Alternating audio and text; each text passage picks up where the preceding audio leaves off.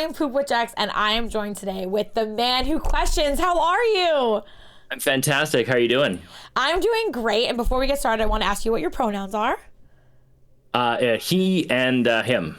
Great. Okay, so I'm so excited because we're going to be talking about tarot today and all things tarot. And I actually wanted to just sort of start like lay of the land. When did you get into tarot? How did you discover it? You know, that sort of stuff.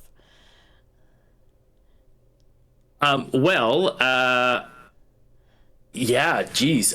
I mean, I've been doing tarot since I was really young.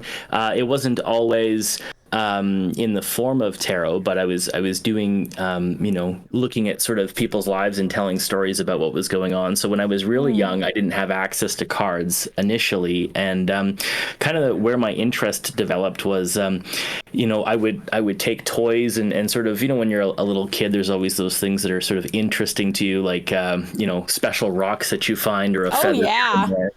Yes. And I would use those to kind of, to tell a story. So, I'd have a friend maybe ask me, well, what's going to happen? And obviously not as sophisticated as the tarot is, but that's kind of where it sort of started with me. It was more of an imaginary game at that particular point. But, I'm a child of the 80s, so I firmly believe I was heavily influenced by The Secret of Nim and He-Man and, the Lord of the Rings and all of that kind of stuff. Yes. I love and interest. So it influenced you that like the upbringing of the time had a lot of sort of, I would say, that kind of witchy, lore, fantasy, and it lended itself to finding tarot. Yeah, I feel like probably every cartoon at that time was, had a very intense focus on magic, and I just was always interested in it. So that led me to learning about tarot, and then I ended up taking a degree in comparative religious studies and studying Western esotericism, and so that just sort of further cemented it. Wow. So you have a degree in, can you repeat what that was? Yeah, that was very impressive, whatever it was. What can you say that again? Yeah, so I have a degree in comparative religious studies. Wow. Oh. And when you were studying this, it was comparing different religions, but did you find your path through these courses that you took too?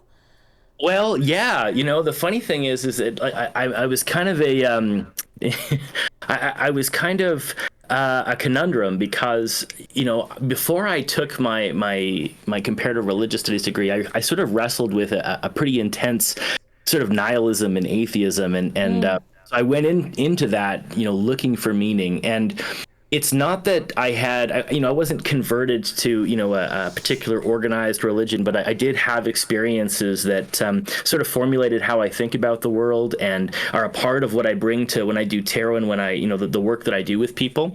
And so I kind of went into it, with my arms crossed and folded with a chip on my shoulder. And I was I have many friends who are atheists, and I love atheists. I was the worst kind of atheist. I was very outspoken and probably frustrated many of my religious studies professors.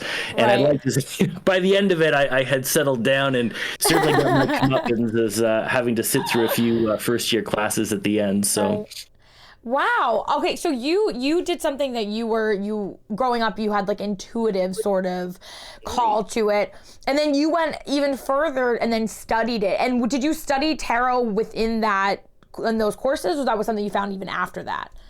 That was something like there isn't, at least there might be. So in Europe, you can study Western esotericism. I wasn't able to really kind of get my hands on things until after my degree. So I kind of learned the tools for how to study that stuff while I was going to school, and then afterwards was like, hey, this is what I'm really interested in.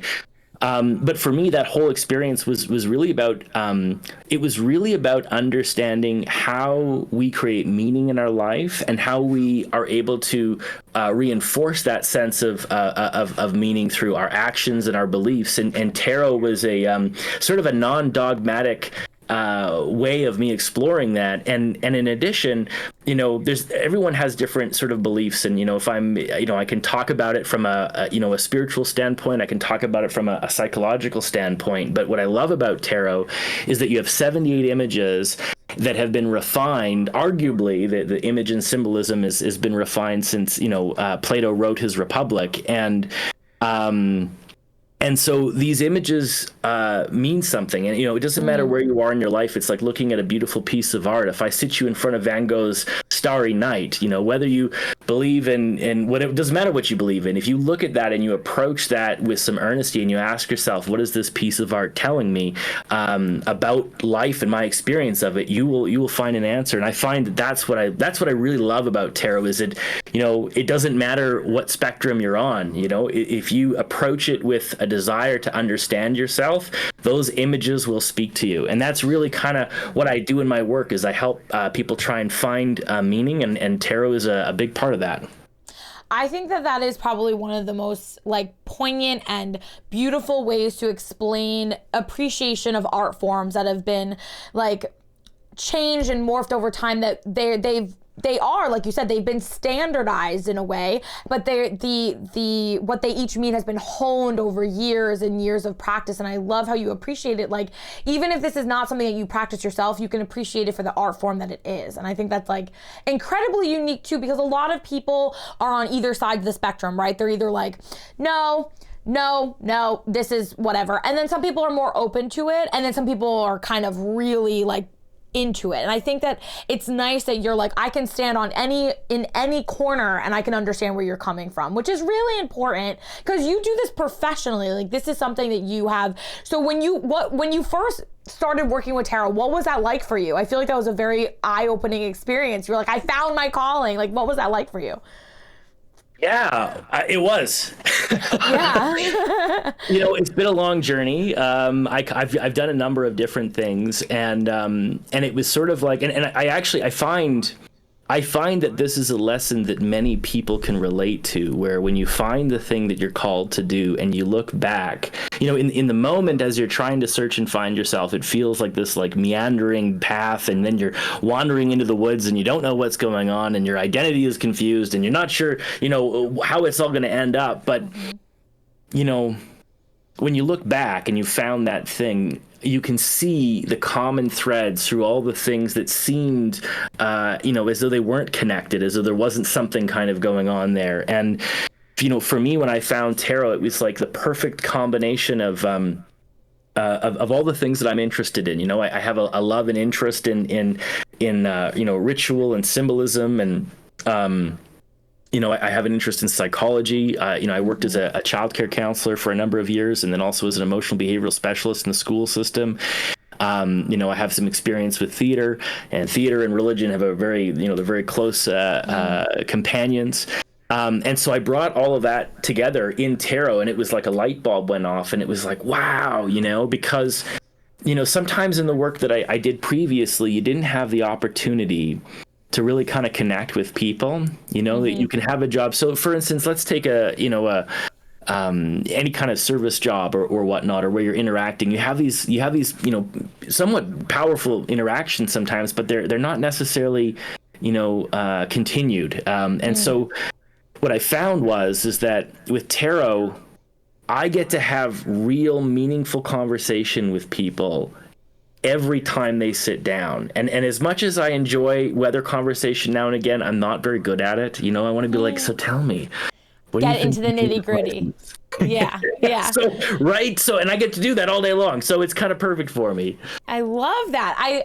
I think that is such a refreshing outlook on just spirituality, how to live your life, how to find your truth. I think it's very refreshing, especially in light of everything that's been going on, where this is a very, dark timeline, and people are trying to find their footing through different pathways. I think that somebody like you who's listen, I'm cut the bullshit. Let's get into the nitty gritty. Let's do it. I really appreciate that so much. So the actual art form of tarot, there are different kinds of spreads, right? There's do you want to explain? Because you will do it better than I will. Yeah. So, that's what a great question. Yeah. So there's all different types of spreads. I mean, you can find the internet is a fantastic, a resource. I use some that I've created for myself. So the best way to understand a spread, well, first of all, you have to understand the engine that makes the tarot work, is you have to have a question. So a mistake. Now. What I'm going to say before I say anything is that everyone has different beliefs, and I do kind of take an open-minded approach to this. So I'm a stickler for what I believe, and so I'll say it's this way and this way and this way. But at the same time, I love going to people who don't read like that at all. So if your views differ from me, that's cool, right? It kind of takes all kinds. But my approach is that I think a question is really important, and the type of question it's important that it's not flippant, you know.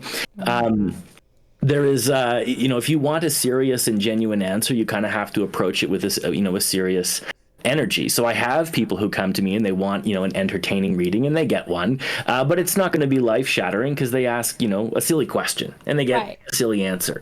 When you ask a meaningful question, the mirror reflects back to you what you put into it. And so for me, spreads are kind of how to unpack that. Now there's the classic Celtic cross, which gives you the, where are you now? What is your goal? And it highlights, it gives you a snapshot in time of what's come before, where you currently are, what's your larger goal, what's motivating you underneath all of that. Do you still need a question for that one?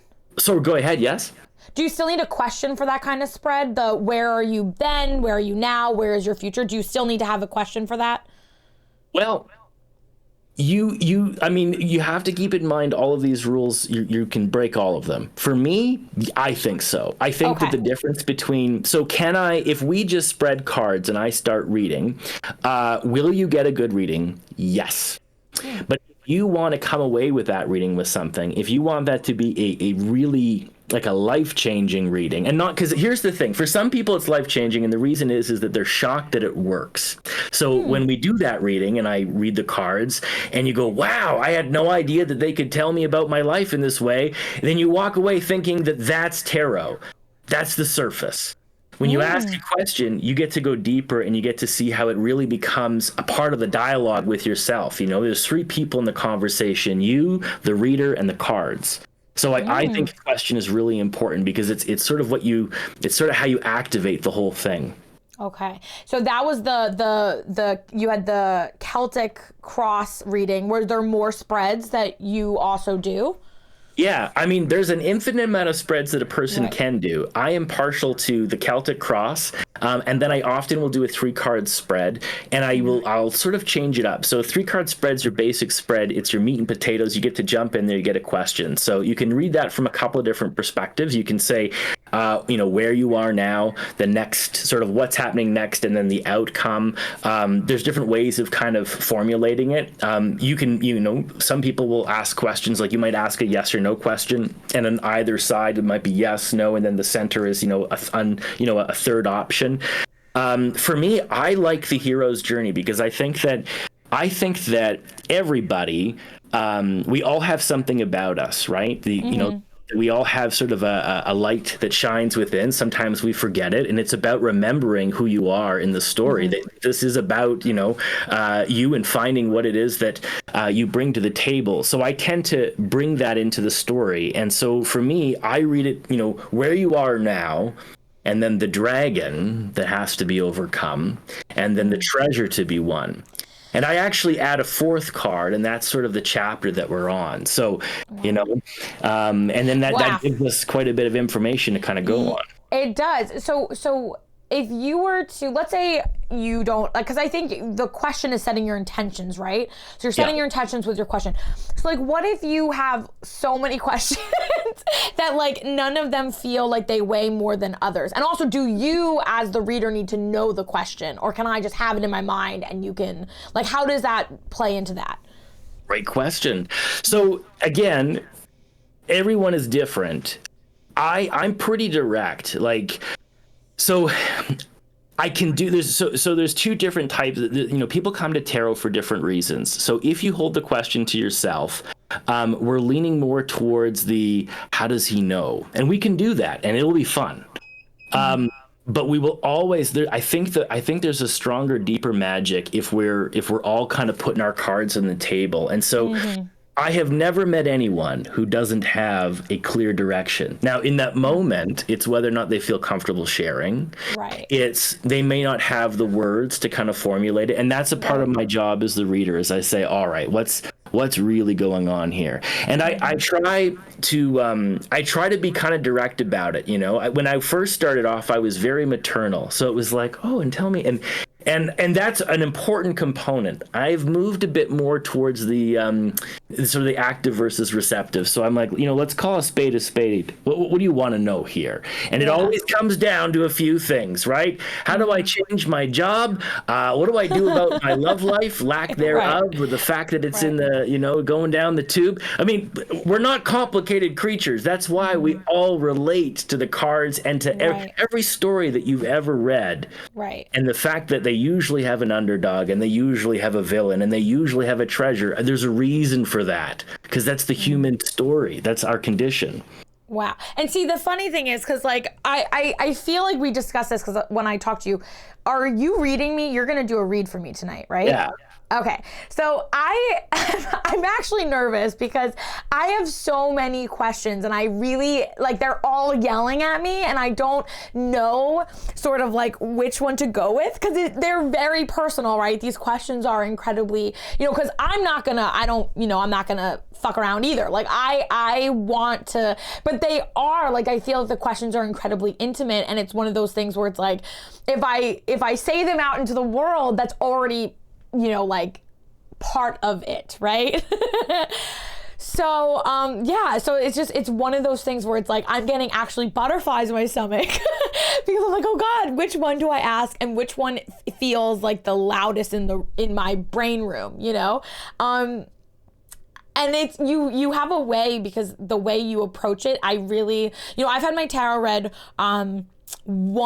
twice, but one time was really not the best. And then one time in New Orleans, like, was really, really insightful. And I was like, holy crap. But I really am I'm an open person, but I'm always like, I feel like, how accurate can you be? Like, I want to see, so it's one of those things, like, do I ask the question that keeps popping into my mind that I don't even know why keeps popping into my mind? Or do I ask one that's more like kind of general? So you're asking me, do I ask the question I really care about, or do I ask the question that just sort of, I don't know, because it's weird, because I don't even, can I be honest with you, I don't even know why it's popping into my mind like this, because I really don't think about it ever, and I do and it's not something that I think we're just gonna go for it, and I think everyone's gonna be blown away that I'm about to ask this, because it's something that I'm pretty adamant that is not probably gonna happen, but now I feel like I have to ask you. Okay. Well, I don't know. Oh, geez. Yeah. What were you going to say? You go first. I will say, very important. Again, people are differ on this, but it must be a question with sort of an open question. And the reason I say that is, if you ask me a yes or no question, then the answer is yes or no, and we'll be done in about a minute. And there's a lot of problems with that. So from an ethical standpoint, it takes your choice away. And I personally believe that the universe will rear its ugly head to give you the lesson again. Okay. But I also don't think that that's tarot's function. So a better now what do we do? Because we have a lot of yes or no questions that we want to know, and I do. How do you know that I have a yes or no question? How did you know that? How did you know that I was going to ask a yes or no question? You know what? I didn't even say it was yes or no, and you knew that I was going to ask a yes or no question. That is very interesting. Okay, keep going. I'm listening. Well, and so what we can do, and this is also part of my job, is that I'll ask someone, what is it? See, here's the thing: is that the thing we want to know is usually not necessarily even the thing we always want to know. The problem is never the problem. And what I mean by that is that a big part of what I do, I do tarot, I do hypnosis, I do motivational interviewing. Really what it's about is creating an experience where someone is able to remember their passion and to find that, connection with that sense of meaning, and then ultimately step into the, that place of greatness that I think every person has the capacity to live, in. Mm-hmm. And so a big part of that is figuring out the why of some of those questions. So I'll give you an example. If someone says, well, I really want a fast car. And I know it's a superficial question, but it's never about the car, right? Or I want a job. It's not actually about the job. It might be about what the job gets you. It might be about what you're allowed to do with the job, but that surface level thing. So usually what we do is we take a question, then we'll unpack it and we'll ask some questions. But what might help if you're not sure is I do have a fun exercise because I know you're not unfamiliar with the cards. Right. Yes. And I thought we might do something to kind of warm up your energy and Let's mind do before we it. jump into it. Yes. Okay. You want to give it a go? Yes, I do. I'm All nervous. right. I'm excited. Let me just okay, so what I have a couple of different I have a couple of different angles here. So just give me a second here. We're going to pop over and we'll make sure. Can you see everything okay? Yes. Great. Yes. All right. So now here we'll get to this in a minute. Okay. So this is the full deck. But I do like to carry with me for occasions like this to help, like I said, people connect. I carry the major cards because the major cards are the hero's journey, right? The beginning of the Fool, and then through its maturation, and ultimately, the deep understanding, the self-actualization, the return home, right? So we have that whole story in the 22 cards of the major arcana. So what I'm going to do is, I know you're familiar, but there's folks who are watching who might not be. And I'm going to show you some of these cards. And all I want you to do is just whichever one you feel drawn to. So, you've got the major cards here, right? So whichever one you feel kind of drawn to, just let me know. And you can have a reason for it. Particularly if you've worked with tarot before, sometimes there's one in particular. And if if you don't. That one. Oh, sorry, which one? That one, yeah. This one here. Yeah. Okay. So you said the Justice card.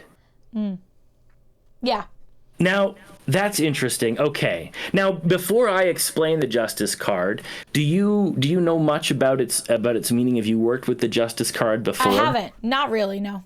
Okay. Maybe that's why I was drawn to it. I'm more unfamiliar with it. Well, Justice is a very interesting card. There's a lot of different things that are kind of going on with it. Sometimes Justice is about having a really strong sense of right and wrong, right? It can be about ethics. Sometimes it's not about ethics. Sometimes it's not about ethics at all. It's about systems, navigating systems. So, we get this card. Sometimes it's people will think at times that it's about, could be about legalities. I see it more sometimes as about institutions and how do we navigate those institutions. And sometimes there's a divorce between an institution that's supposed to be about one thing and what it's sort of actually doing. Does that make any sense? Uh-huh. Yeah. Yeah. So the reason I'm kind of doing this, we won't delve too deeply into Justice, but I actually, I put a mark on the back of one of these cards before we started, and you'll see actually that the rest are all blank. But I did have kind of a weird feeling about Justice, and I honestly can't really tell you why. I thought that there might be something you're wrestling with, something you're trying to kind of figure out, and the Justice card spoke to it. And that's why in the back, I drew a symbol just to kind of mark that. What? No way. No, that's what? It's weird, right? And it's one of those things where when you just kind of open yourself up, I think that you can have, an experience that you weren't necessarily expecting. And that's kind of how the tarot works. Does that make sense? Wow.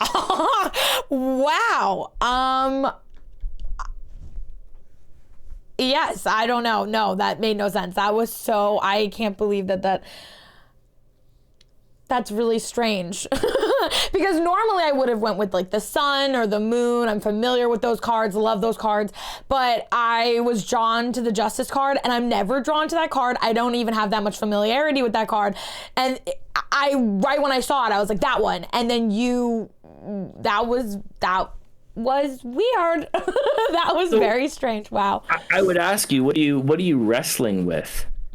I mean, I think, you know, at the forefront of my mind what's been going on in America with reproductive rights. I've had a headache every single day since the ruling. And I think that that has been weighing on me incredibly, incredibly heavily. And it's this sort of feeling of helplessness, like, you know, and I get a lot of people who say, well, you're in New York, you're fine. But what about everyone else? Yep. And as somebody who feels like I wish I could take the pain away from everybody else and to help and to, you know, I've been talking to somebody who lives in a different state, and I'm like, I'll send you things, I'll send you what you need, like, but yeah. It's not enough. And so I think that that's been weighing very heavily on me. So I heavier than even I'm like addressing, do you know what I mean? So I think for sure. Yeah. So I think that was just, but it's weird though, because I when I looked at the card, it like, it's not on the forefront of my mind, but it, like, you know, so that was weird. Well, and that's the thing about justice, is it kind of encompasses all of those things. So it's about that, it's about this idea of like right and wrong, but it also very much about me. It's like, I think the justice system, I think laws, I think bureaucracy, and how there's often, like I said, a big divide between those two things, and it feel very much overwhelming, you know. Yes. Now it's a major card, so it you know, the fact that you, again, of all the cards you feel pulled to, it's not surprising to me that, you know, right now we're feeling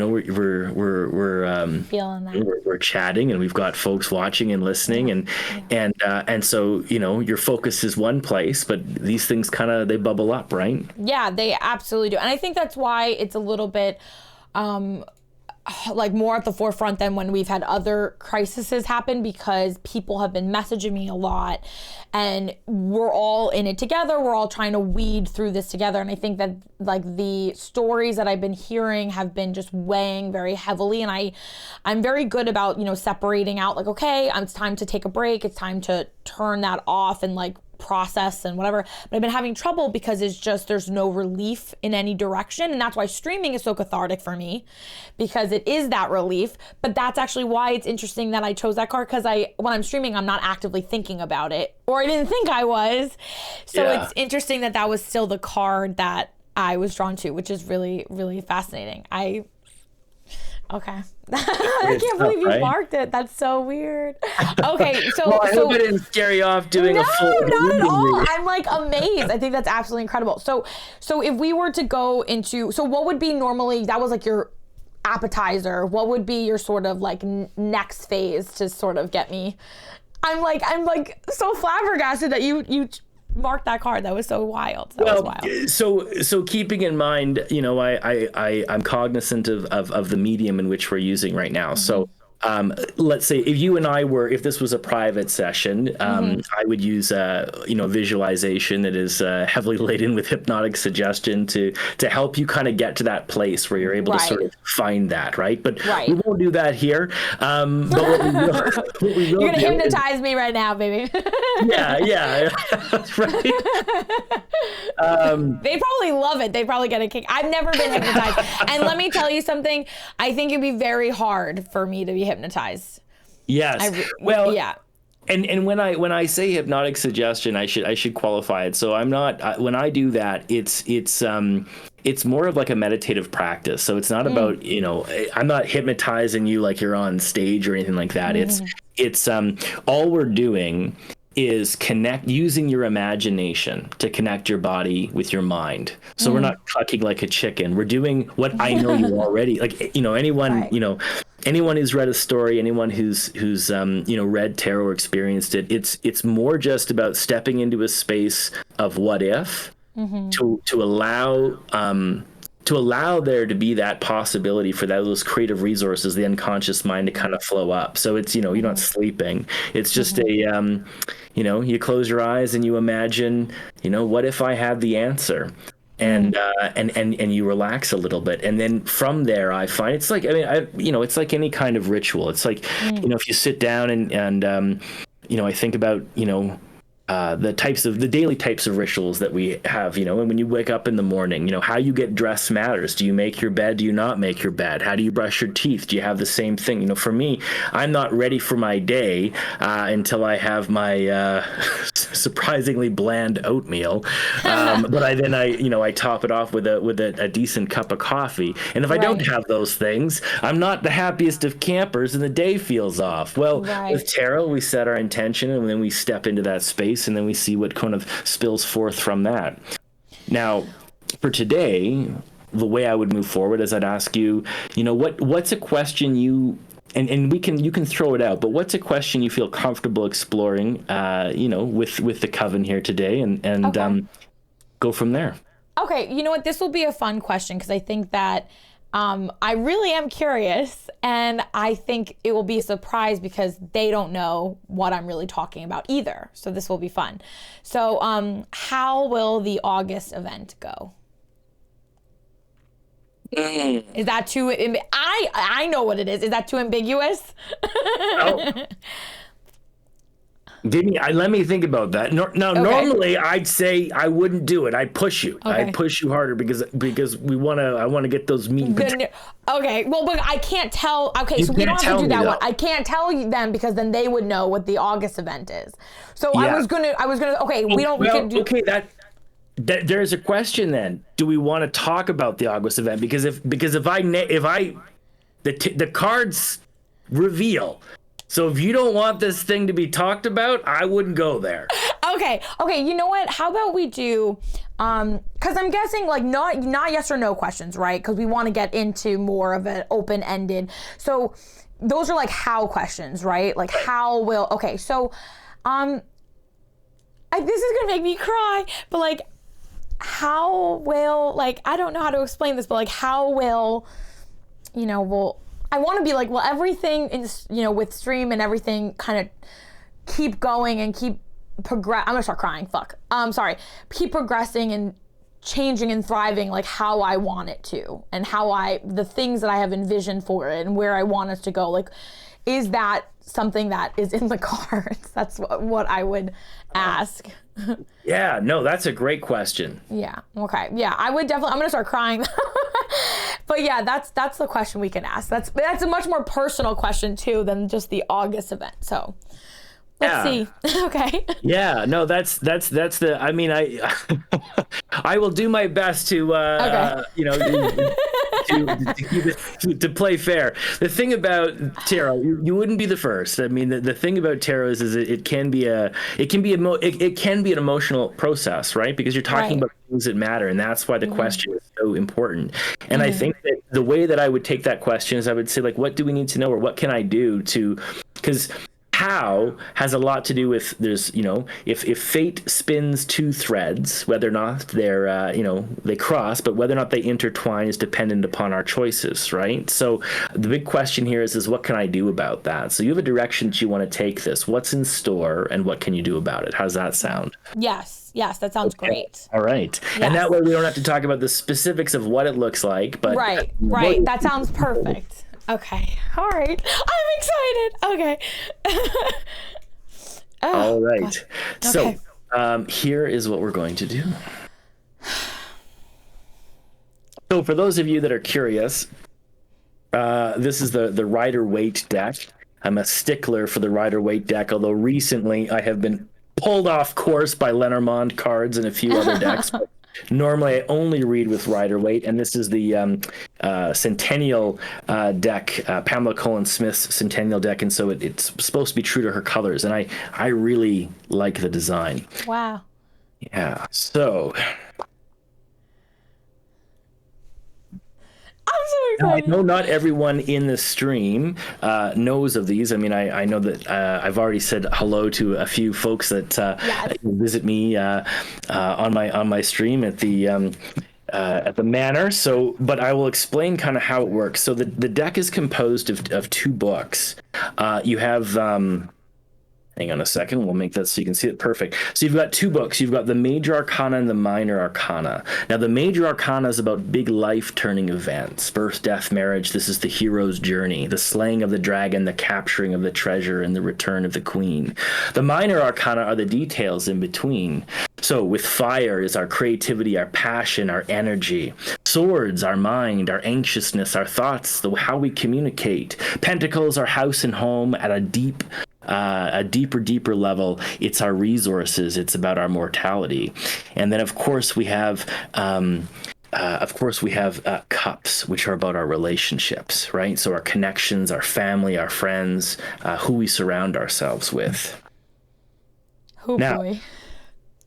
If you were here, I'd have a slightly different selection process, but we're going to make do, given that we're doing it virtually.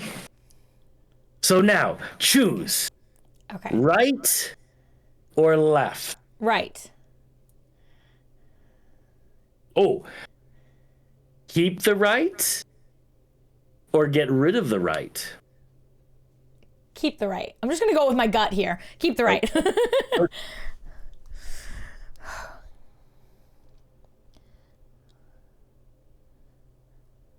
Right or left? Right. Keep it? Yes. I don't know why. I don't know. I'm just going with the gut instincts here. Right or left? Ooh, wait. Now I'm feeling left. Oh, no. Left. Okay, keep left. Keep left. Okay. Yeah. I don't. Ooh. Okay, see, I overthink everything, so this is a problem. Okay. Oh, geez. Okay. Now, Okay. we are going to select 4 cards. Okay. The first 3 are your choice, and the last one we leave to fate.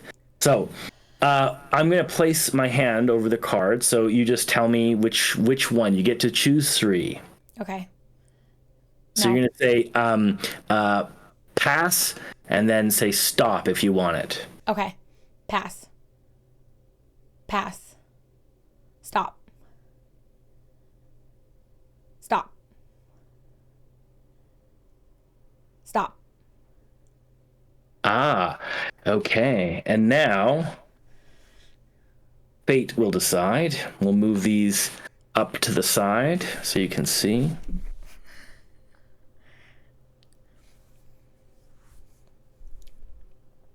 Now, I don't know if you can see this, but it's not really for you folks. It's mostly for me, so I can...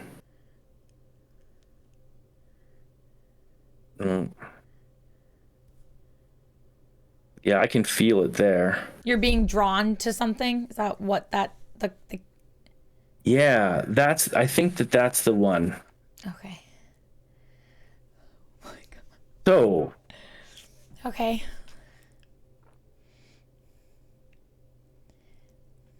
The way this works is the top card, that is the chapter that we're on. Okay. This card here is like any good story. Every story has many chapters, and within every chapter is a new adventure with a beginning, a dragon to be defeated, and a treasure to be won. So let's see what's happening for you and what's going to be going on in terms of this sort of next chapter of your career. Ooh. Okay.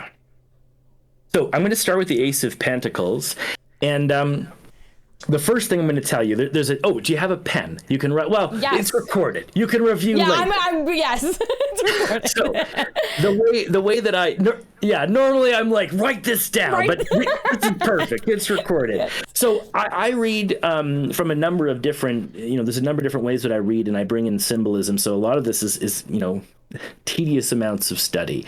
So what I can tell you is that there's astrological associations with all of the cards. And this is March 21st to June 20th. And it is the Ace of Pentacles, okay?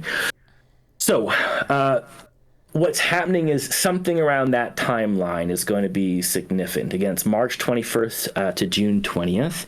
And Ace of Pentacles is the root of something, the beginning of something. So it is talking about that there is another chapter that's going to be moving forward. Now you'll notice sometimes I close my eyes. It just sort of helps me to connect. Mm-hmm. And Pentacles, of all the cards you probably could have gotten, the Ace of Pentacles for the next chapter is a pretty solid one. And the reason is Pentacles, as I said earlier, is about house and home and finances, material resources. Ace of Pentacles is telling me that I think I know this from watching your stream, you love what you do. Yes. But I also know this from watching your stream, you're driven by creativity and you're driven by passion. And once you've built your garden, there is a desire to move on. There's a desire to create anew. And so what I think this is talking about is that there is a fire building up inside, that there's a desire to grow beyond and to make something else happen, to build and go kind of, there's, the more you hone the current skill you possess, the more you desire those early stages of risk, reward, and excitement.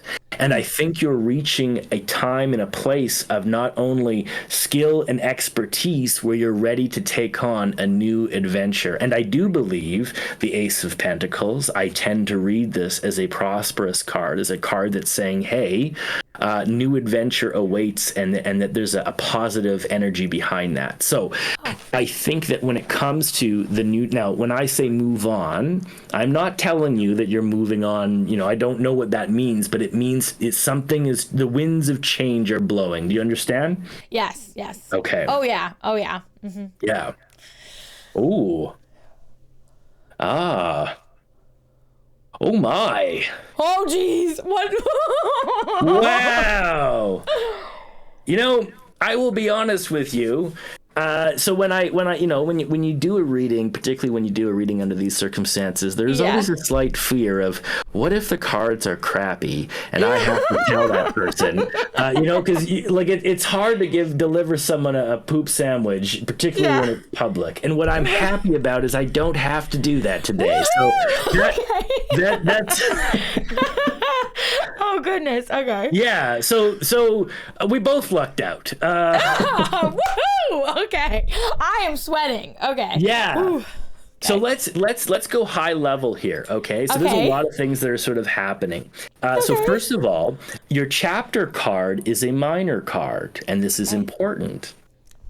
Your story cards are major cards, and you have two of them. You begin with a significant story, and you end with a significant story card, right? And then in the middle, we have the six. We have the Six of Swords.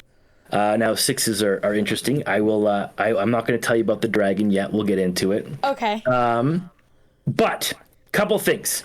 First thing I know is you are no stranger to growth and change. It's not your first rodeo. Mm-hmm. Now, the reason I say that is that anytime I have a major card, a minor card in the chapter position and major cards in the story, is it tells me that your life, if I was to rewind the clock 5 years, 10 years, you're a different, I don't want to say different person, but certainly a different version of that person. And that the changes that happen have been significant and dramatic. Yes.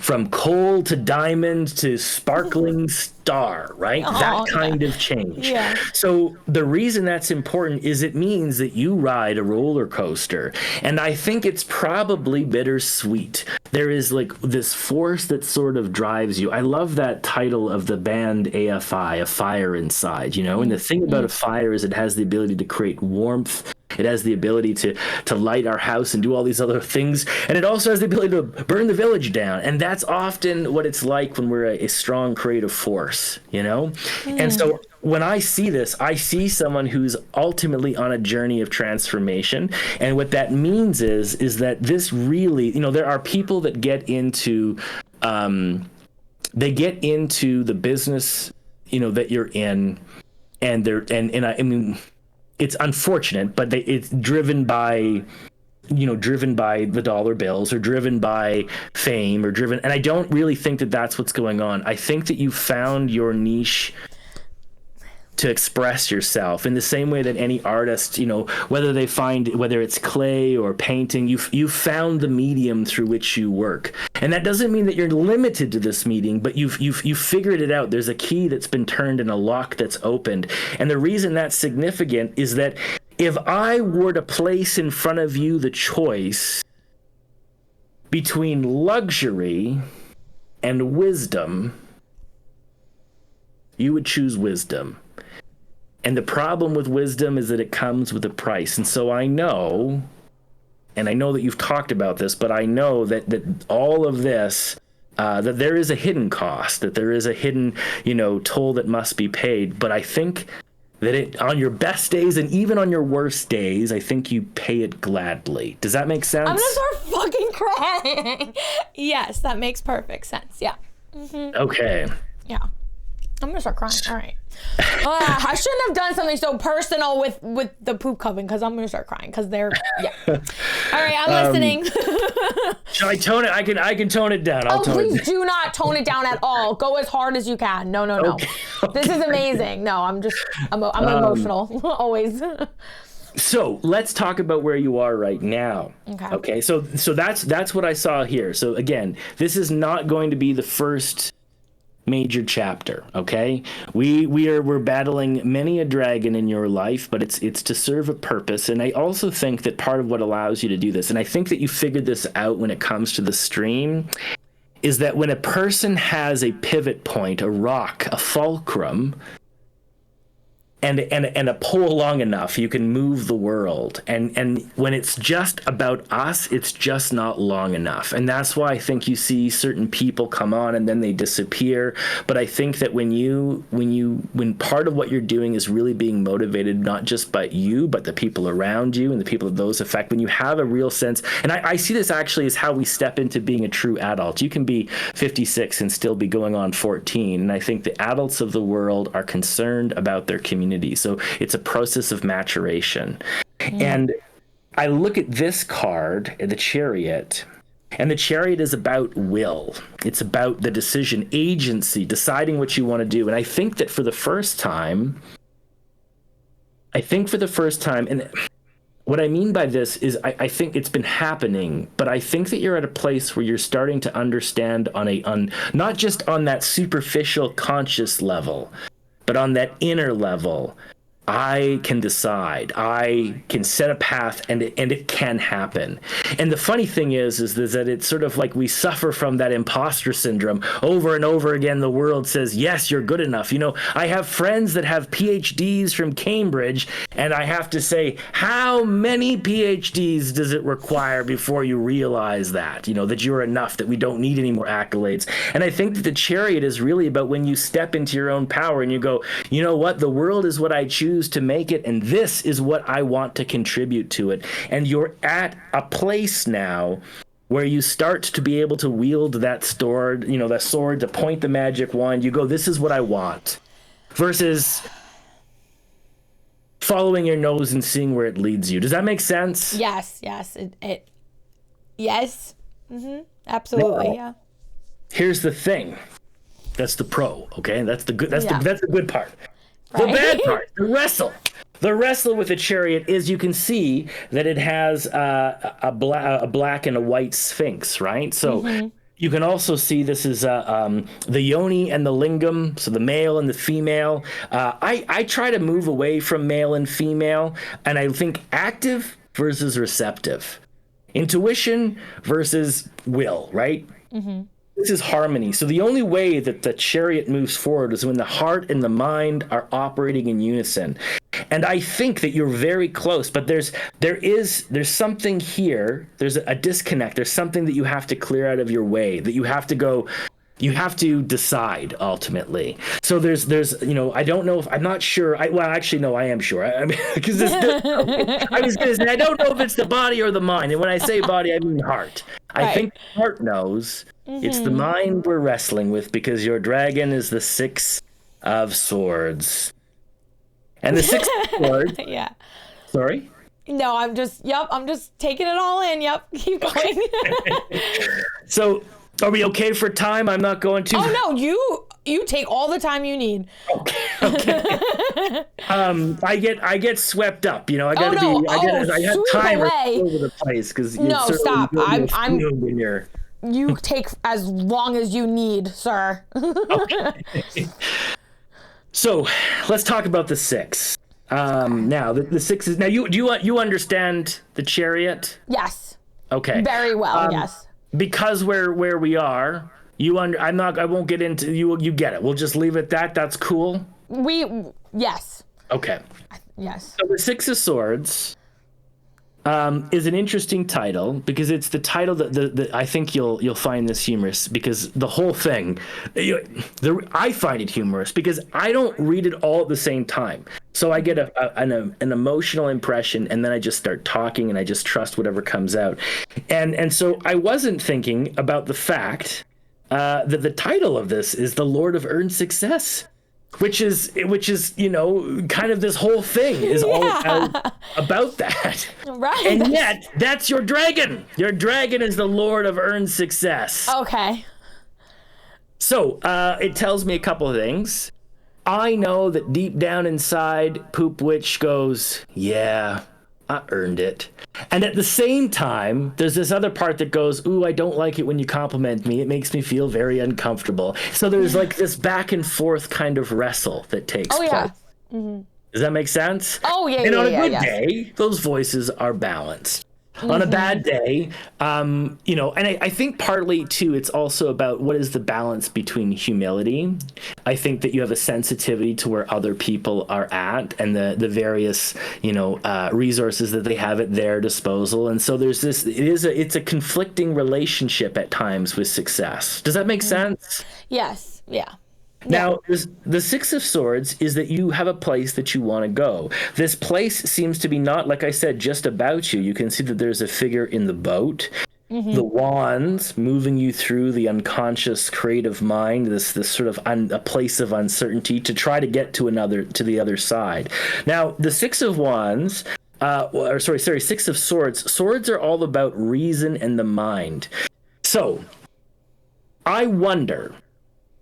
I'm going to take a guess here, okay? I might be wrong on this, and you can, this is why it's a dialogue. You can say no. But I wonder if the heart knows what it wants, and I know you have a proven record of getting it done, but the swords there's a piece here about communication, so maybe feeling less sure about the communicative elements of this piece of actually voicing, having the audacity to say, this is what I'm doing. Mm-hmm. And I also wonder if there's a little bit of that anxiety piece. So swords are, our mind has the power to imagine all of the other potentialities, and sometimes we can get lost in the weeds. Mm-hmm. And a big part of this is remembering that success from the past, to being able to be like, hey, I got 2 feet and a heartbeat, and I've done everything up until now. I can do this as well. Does that make sense? I was literally just talking about this on stream. Yeah. This is a hard knot for me to. I was just talking about this, that I feel this duality of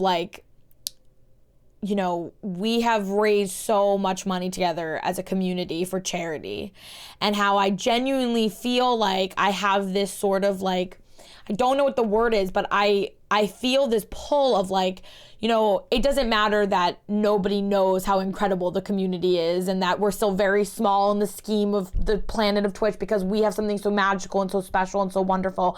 But then also being really kind of annoyed that, at the same time, not annoyed, and again, these aren't the right words, but just sort of how can not so many people not know about the Poop Coven, the amazing good that they do, the incredible generosity that they pour, the support of not just me and my family but each other, the connectivity, the friendships that have been fostered that will last, I hope, for years and years to come. And so I get this weird feeling of I'm so happy where we're at, but I'm so hungry for where we should be and where I want us to get to. And I also feel bad about saying I want to be able to be proud openly about what we've done. And that's where I'm at this crossroads. I'm always and it's not the word embarrassed. I don't know if it's humble, or I don't know what it is, but I feel like I don't deserve to talk about these things. I don't know, I shouldn't talk about these things, and I don't, and I really don't, and I feel like that, me not talking about these things, holds myself back, holds this community back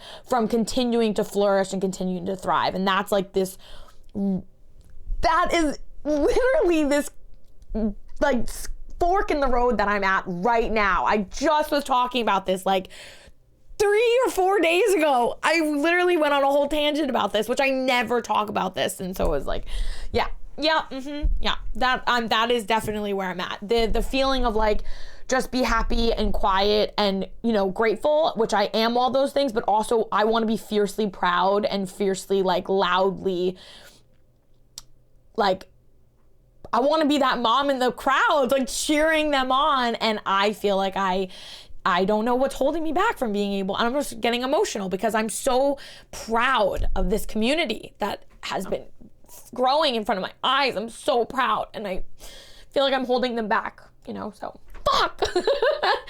Sorry. Sorry.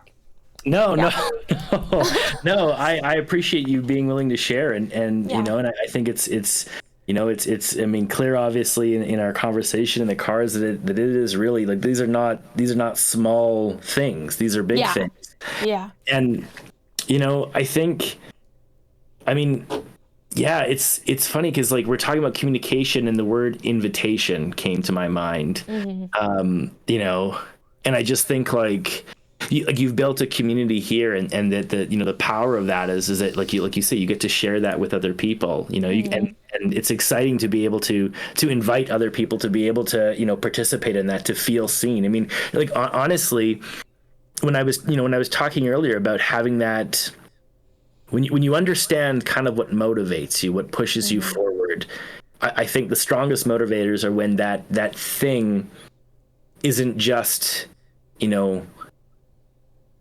you alone. It's you in community. And yeah, so I mean, I think it's a powerful card, and I think that when you think about that, and you think about kind of the good that you've done, it's like that's what allows us to kind of be courageous. I'll share with you one of my favorite lines. It's from it's from The Crucible.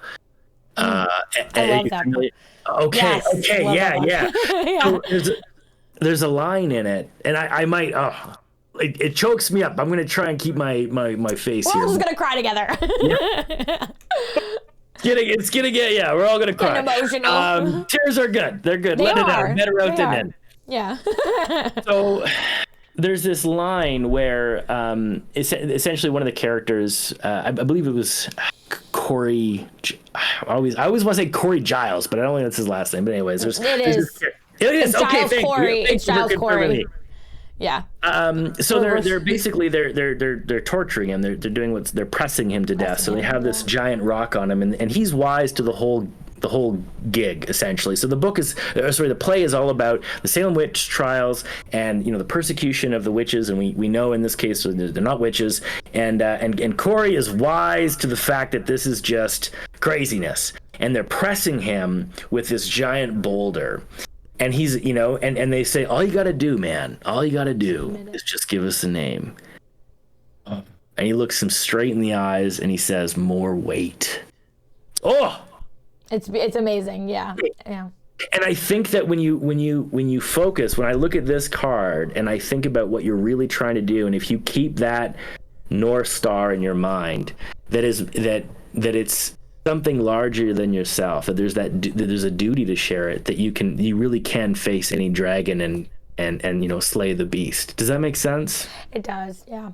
Yeah. I think that's what one of my community members, Karma, tells me all the time, like to shut that part of my brain up that's constantly sort of saying, like, you know, being very mean. That imposter syndrome you brought up, I think all streamers sort of have that, but it really is a very, because I feel like, how am I so lucky? I can't believe how lucky this is. How is this happening to me? How did I find these people? How did they find me? And this like undeservingness.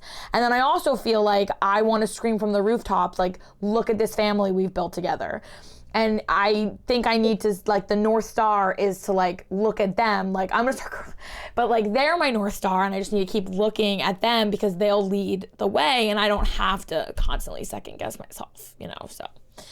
Jesus Christ. We haven't even gotten to the last card yet, and I'm already crying. Great. Well, I think that there are some people who are, when I think about society, I think that there are some of us who are like, I don't, you could use the word shepherd, but I always think sheepdog because I like dogs. I like dogs too. Yeah. And I think about, sometimes there's those sheep that get lost off in the bushes, and that there's those of us who are circling the group and bringing them all back to the center.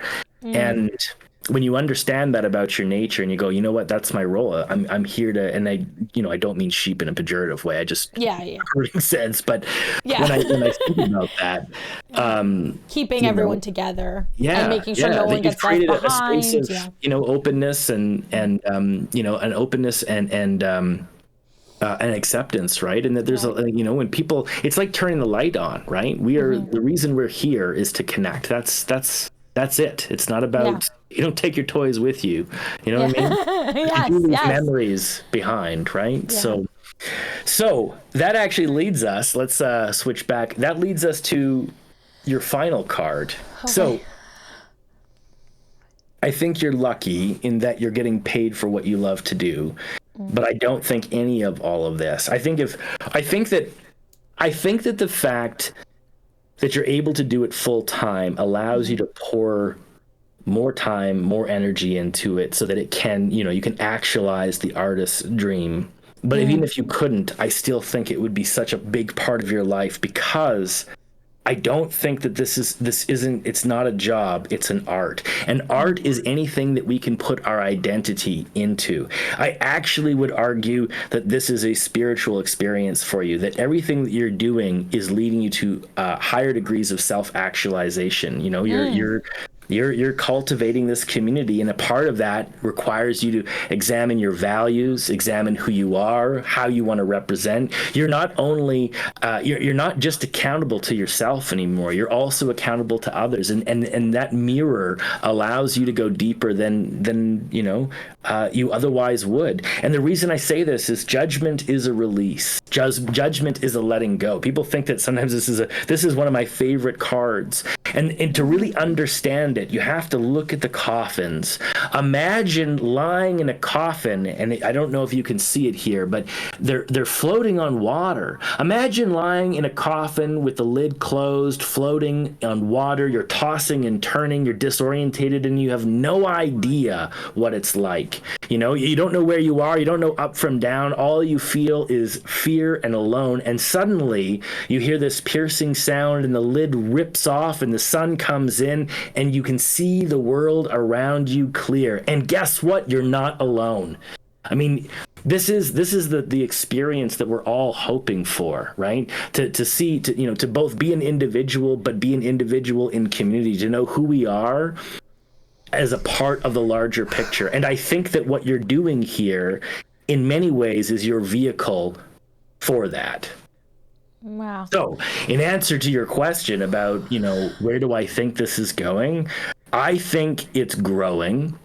And I think that ultimately you're going to achieve what it is that you're looking for, because you have a clear idea. You've reached a place now where you're starting to have a deeper understanding of the real power and agency that you have, and that comes with responsibility, with to quote Spider-Man and Uncle Ben, with great power comes great responsibility. Yes. Right? Yes. Yeah. And I think you shoulder it well, and I think that it's going to come to fruition. Whoa, that was amazing and very cathartic and very emotional, and I have the chills. My hands are numb. I hope so. I really do. I'm gonna start crying again. That was pretty hardcore. That was hardcore. Can I call you John, by the way? Yeah, absolutely. Okay. I've been calling you the man who questions, but John rolls off a little easier, but oof. Okay. Well, I could use a nap. That happens. Woo! I'm really, I'm very grateful for your insight, and I really do believe that, when you sort of, I'm a witch. I don't practice tarot in my practice, but the thing is I am very into the universe, and I'm a green eclectic witch, so I love Mother Nature and all that. And so I manifestation and breathing life into what you want is so important, and it's something I still struggle with. It's so funny because I literally won't manifest things, because I'm like, you don't deserve it. You should just be happy with what you have. And I will be like, okay, never mind. I'm sorry. And the worst thing you could do for manifestation is not to be not to say it, I want this, I will get this. And I'm like, if you have time, maybe, if it's not too much to ask, So I think that this is, I think the card that I'm sort of going to hone in on is my dragon card, because you said the Six of Swords, right? I want to overcome that voice that is what I truly believe is holding not only myself back, but holding the community back, because as you said, I might be the sheepdog that's making sure everyone stays together, but I also feel like sometimes I also have to go to the front of the pack and make sure that we're moving forward. And I know that I'm not doing that. I've had so many opportunities that I have turned down because I'm like, I don't deserve it, or it's not, whatever.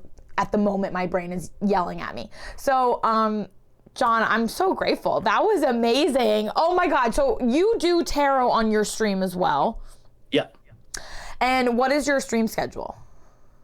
So, well, it's now, as the mysterious followers know. Now I'm doing Sunday nights, and it starts at 8 o'clock. So it's going to be every Sunday night. Outside of that, I do a lot of sort of one-to-one sessions and things like that. So I'm keeping it to Sunday nights, and that way I can give you, some quality, some regular time. And it starts at 8, and it'll go as long as it kind of goes. Sundays at 8. Yes, thank you for the shout out, Anna. I mountain hope time. that, Sorry, mountain time. Mountain time, because I'm on Eastern time. And one last question before we sort of wrap up is that you mentioned that you do one-on-one. Chris had mentioned that you do like kind of counseling through. Can you talk a little bit about that? Yeah, so tarot is my love, and it's definitely one of the major tools that I kind of rely on. But really, what my position is that I facilitate experiences, like I said, that help people to kind of understand themselves and ultimately step into their greatness, to who they are, to the hero in their story. And it's different, sometimes that looks one way for one person and another for another. And so I have a bunch of different tools and techniques that I use to do that. The biggest part is it's really about it's about asking questions. That's kind of the root of it all, is that you have the answers inside of you.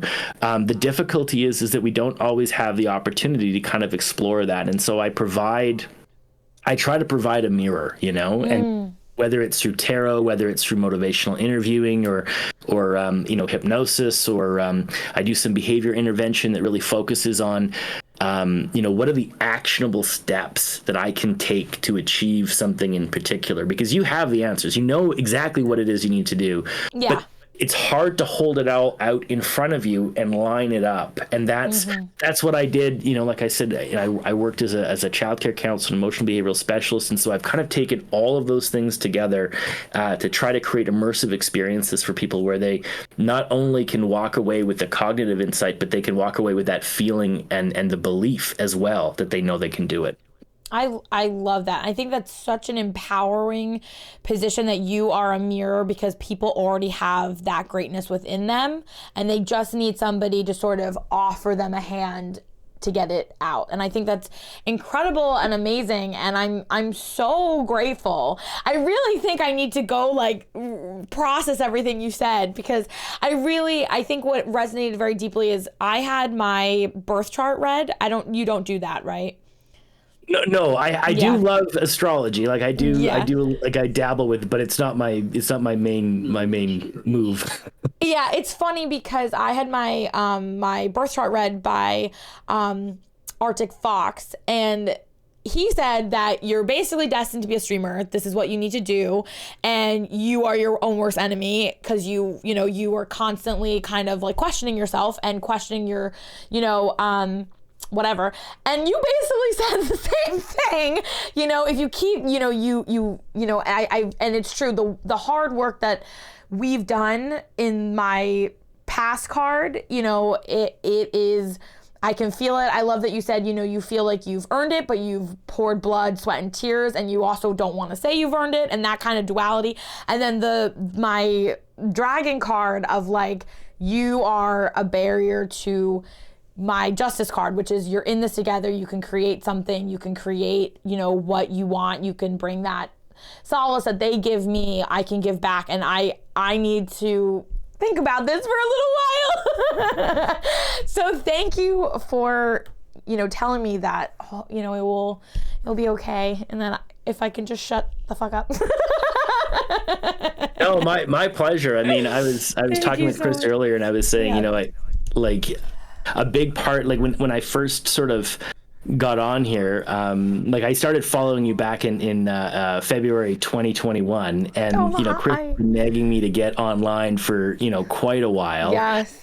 And I went on, and I was like, I don't know what is this? You know, I was really, you know, I talk about, you know, not knowing my way around things, and it's been a, you know, if you knew me before 2020, my computer skills were, there's been a lot of massive growth. Good. But the reason I say that is I didn't understand it till I watched your channel, and I went, oh, that's what this is about. That's why we're doing this. You know So what, John? I You've already made me well. cry. So I thank you as well, because it really allowed me to kind of understand and to you know, I've enjoyed watching your stream, and I've enjoyed, you know, particularly too, like during that time, particularly those lockdowns, what a difference it makes to be able to connect with good people and know that, you know, you can be heard and seen. Oh man, well, the pleasure and honor was mine. Thank you so much. Can we do another shout out for The Man Who Questions, live on Sundays at 8 p.m. East Mountain Time? Thank you so much for this reading. You gave me a lot of things to think about, especially ironically leading up to the August event. I needed this. I really did, because it's the biggest event I think I've ever planned, and I'm pouring my heart and blood and soul. I've never seen anything like it. It's something I'm very nervous about, because I want everyone to love it, and I have no idea anyone's reaction, because no one's gonna know what is happening. So thank you, because now I can shut up and say, no, they're gonna love it, because I'm pouring my heart and soul into it. So I know that they'll love it. So thank you for this gift. I'm so incredibly grateful. Thank you so much. The Man Who Questions, thank you so much. It was a blast. Thank you. I might go cry now though. My pleasure. Bye. This was Poop with Jax and The Man Who Questions with Coven Conversations. I'm all discombobulated after that, and we'll see you next time. Thank you so much.